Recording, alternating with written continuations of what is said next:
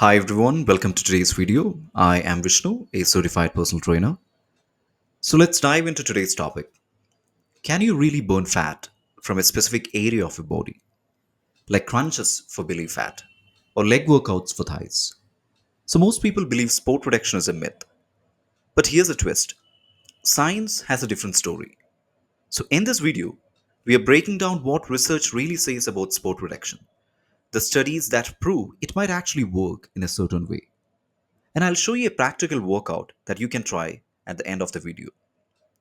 While the overwhelming consensus is that sport reduction is not a practical or effective strategy for a meaningful fat loss, the scientific discussion is more nuanced than a simple yes or no.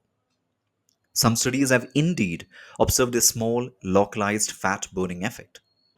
So, the primary theory revolves around localized blood flow and temperature. So, when you intensely exercise a specific muscle group, two things happen in that immediate area. Firstly, increased blood flow. More blood is pumped to the working muscle and the surrounding tissue. Secondly, increased temperature. So the area heats up from the metabolic activity.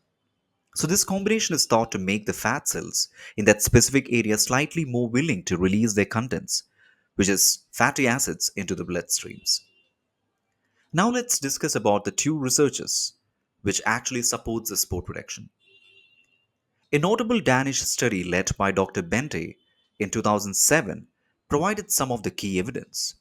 Researchers had participants perform a low intensity, long duration leg extension exercise with one leg. So they used sophisticated methods to measure the blood flow and fat breakdown, which is called lipolysis.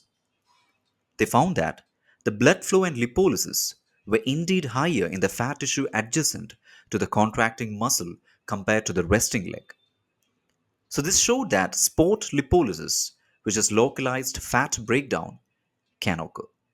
Now, a recent research in 2021 had one group of overweight men perform a routine that combined treadmill running with targeted abdominal endurance exercises. And another group did a longer session of just treadmill running. The total calorie burn was matched between the groups. The group that included the abdominal work lost a significantly greater amount of fat from the trunk area compared to the cardio lead group. So, based on the theory that you can prime an area for fat release and then burn that released fat with cardio, here is a structured workout you could try. So, the goal is to first stimulate lipolysis, which is fat release, in a target area with resistance training, and then immediately follow it with steady state cardiovascular exercise to burn the fatty acids that have been released into the bloodstream. So, the target area for this example we are considering is abdominals and obliques.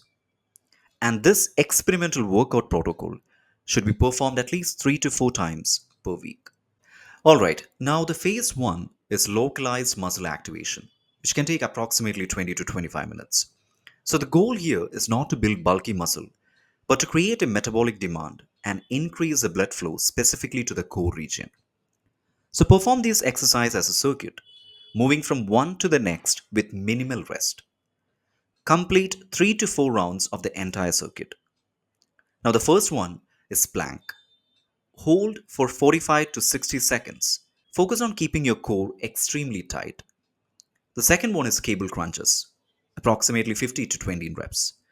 Control the movement and don't use the momentum for this. Third one is bicycle crunches for 30 seconds.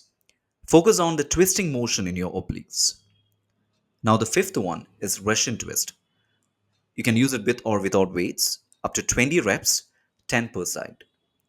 Now, the last one is leg raises, which is around 15 reps. Keep your lower back pressed firmly into the floor.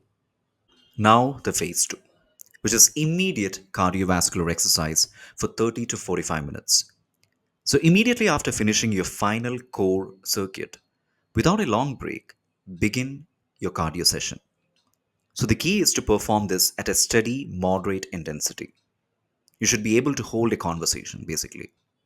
So, this type of cardio is thought to be more effective at using fat for fuel compared to very high intensity work. Now, the good options that you could consider for this cardiovascular training are brisk walking on an incline. jogging on a treadmill, cycling on a stationary bike, or using the elliptical machine. Now, why this structure? The theory is that the 20 to 25 minutes of intense targeted abdominal work increases the blood flow and encourages the fat cells in your midsection to release the fatty acids.